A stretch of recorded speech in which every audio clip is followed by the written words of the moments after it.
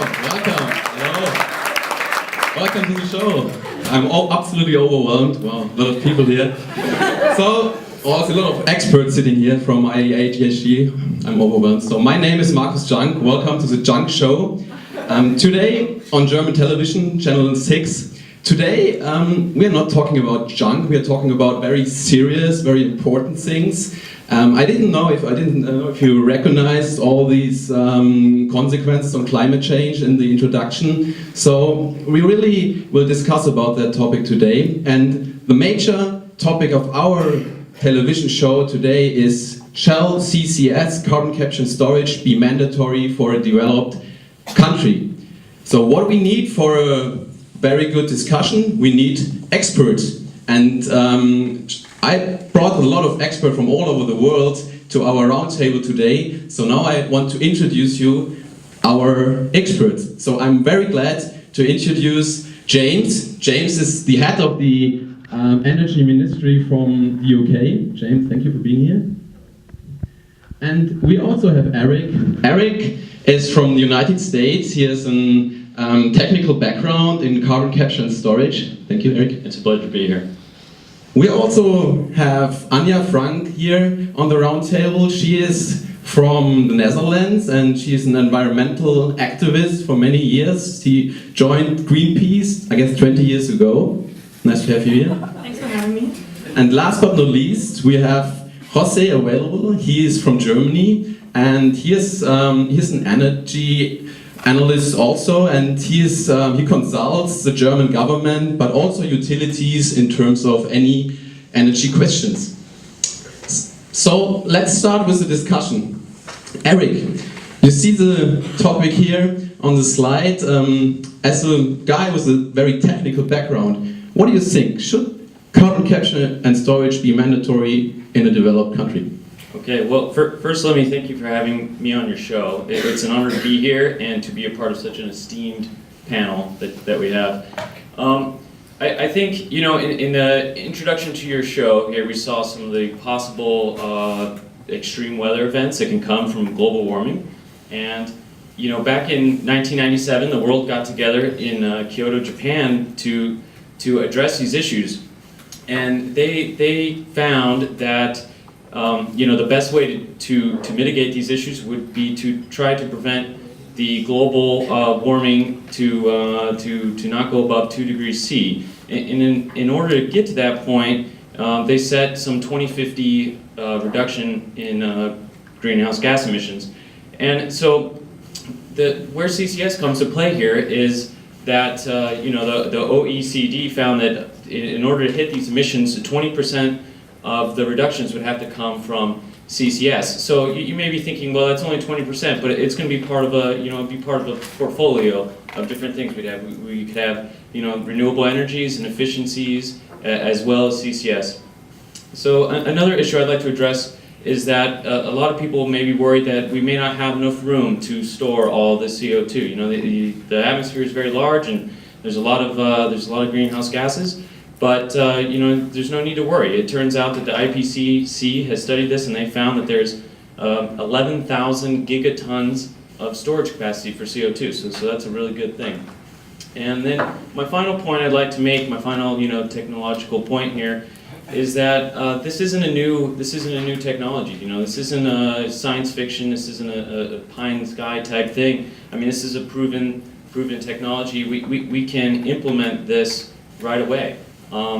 In fact, the OECD found that we could potentially reduce emissions from coal power plants by 85%. So I think it's really important that we do this. Thank you, Eric. I mean, good points, a lot of facts, but I recognize that Anja, she's getting very nervous. I think you want to comment on that, right?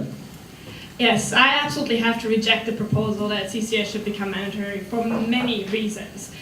Greenpeace has studied the development, and we have also looked into the science and read a lot of reports, and we came to the conclusion that CCS will not save our climate for a lot of reasons, but since we don't have too much time here, I put down 3 of the most important reasons. The first one is that CCS wastes a lot of energy, so depending on technology, 10 to 40% of the output of a power plant is going to be used again to implement and to keep the CCS technology running. That means, for example, if you take 20% of wasted energy, that for every 4 power plants we'll have to build up a fifth to have the same net outcome of energy in the end. So that means more coal mining and more impacts in our already damaged environment. Another problem with CCS is that it can't deliver in time. So a lot of reports state that CCS is not going to be feasible by 2050. And as Eric pointed out, 2050 is the time when we already want to have our emissions reduced significantly. So it's going to be way too late. It is implementing CCS right now is wasting a lot of our valuable time, but we don't have if we want to face the catastrophe at hand. And the final point is it is no long-term solution. CCS is just a desperate try to cling on to our old technologies that have brought us into this desperate place in the first place. So the question everyone should ask themselves is, in what kind of world do we want to live? Do we want to desperately hold on to those old technologies and pollute our planet even more further? I mean, just look around you, smog in cities, and all the examples in the intro just show that our climate is definitely at risk. So it's time to wake up and face the problem at hand and to invest in new and clean energies like wind and solar so we'll build a green and nice future for generations to come. Wow, a lot of concerns. But now let's play the ball to our politician in this round. James, do you think CCS should become mandatory in a developed country like you? Hi Markus, good question. It's great to be here, I'm a big fan of the show. Obviously we don't have much time, so I'll try and keep things brief. The UK's position is quite clear. The developed world has not only an historical but a moral responsibility to lead the way in CCS deployment. So you think like perhaps is it just like goodwill of your country to implement carbon capture and storage, or do you think there are also any economical benefits when you implement CCS in the UK, for example? Yeah, I mean, of course we have a moral and a historical responsibility. We reaped the benefits from the Industrial Revolution. We contributed the lion's share of CO2 emissions since that time, and we still contribute 40% of CO2 emissions now, enjoying 72% of the global GDP share. Of course, the UK has a vested interest in CCS deployment. We published a CCS roadmap in 2012, which the analysis made clear that in order to reach our 2050 CO2 reduction targets, it would be £29 billion more expensive without CCS in the mix. We also anticipated that we could achieve growth in our green technology sector, and that would correlate to an improvements in the job market. Now that's the UK domestic scene, but obviously we think that other developed nations could also reap those benefits. The Energy Technology Perspectives Report 2012 made a stark prediction that in order to reach our 2050 emissions targets globally, it would be approximately 40% more expensive up to 2050, and that equates to $2 trillion US. Okay. It's quite clear. Good point. When we talk about economics, I want to bring Jose to the table. So I know you're from Germany and you are very skeptical about carbon capture and storage. So what is your comment or your opinion on this topic today? Yeah, thank you, Markus. Well, what James fails to bring on to the discussion is that he talks about figures, but he doesn't discuss how much money do we need right now to implement CCS. It is an official fact that it takes a huge amount of capital investment, and the big question in this moment is who is going to pay for this? The people? Are we going to tax everybody? So we're going to tell the American people that they have to pay more taxes to solve everybody's problems? I don't think so.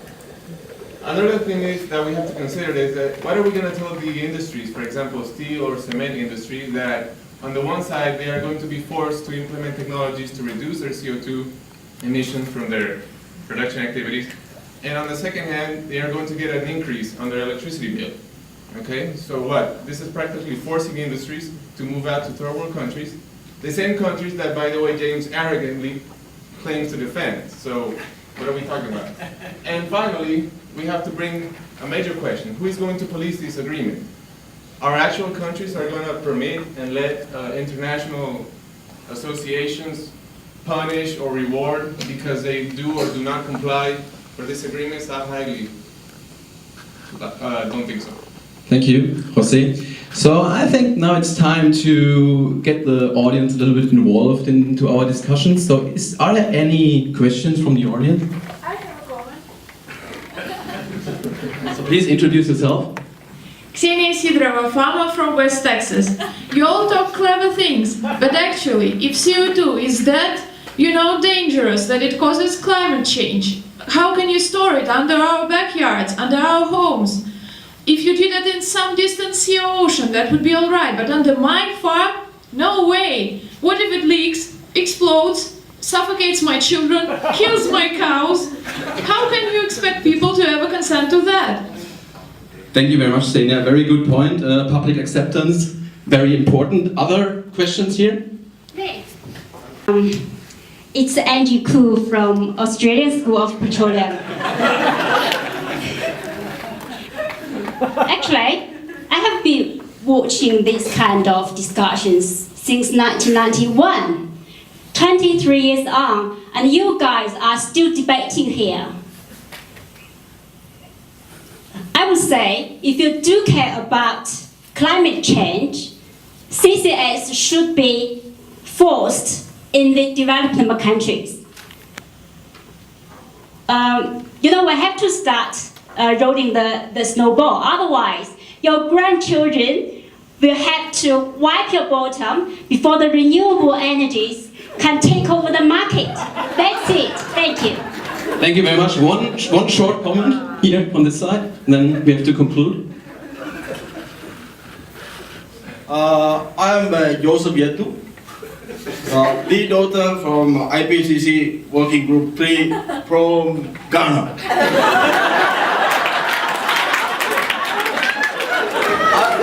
I don't have a question, I want to contribute.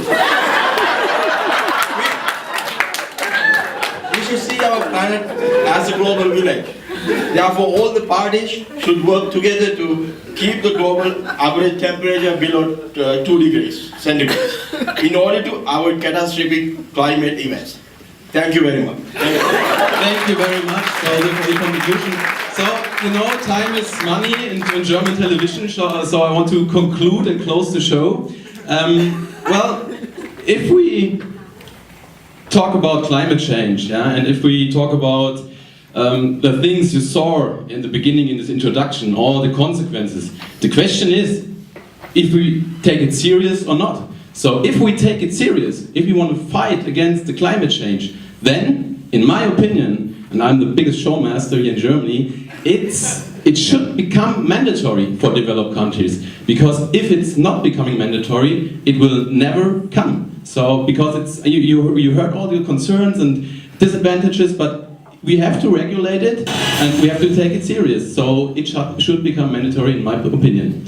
So thank you very much for the participation. Thank you very much the technical experts in my round. And I want to close the show. Thank you.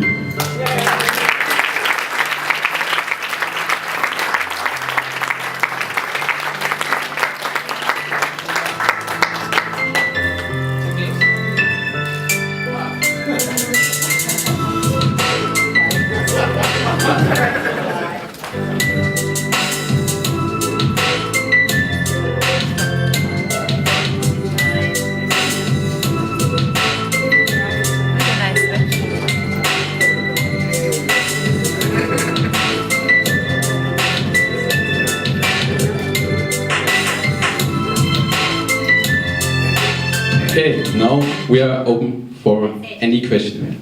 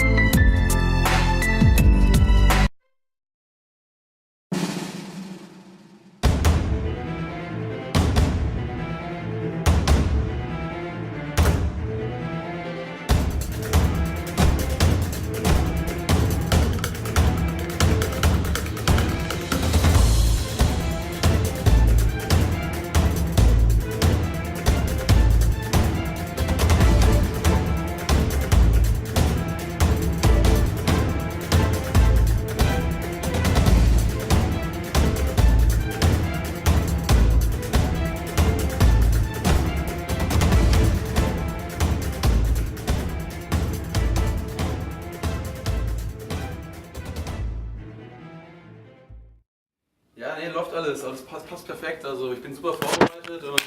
Stop. Jose, come, this side, this everybody.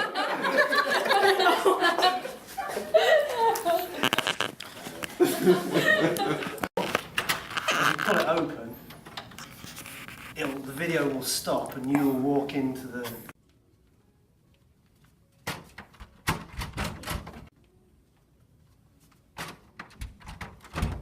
Oh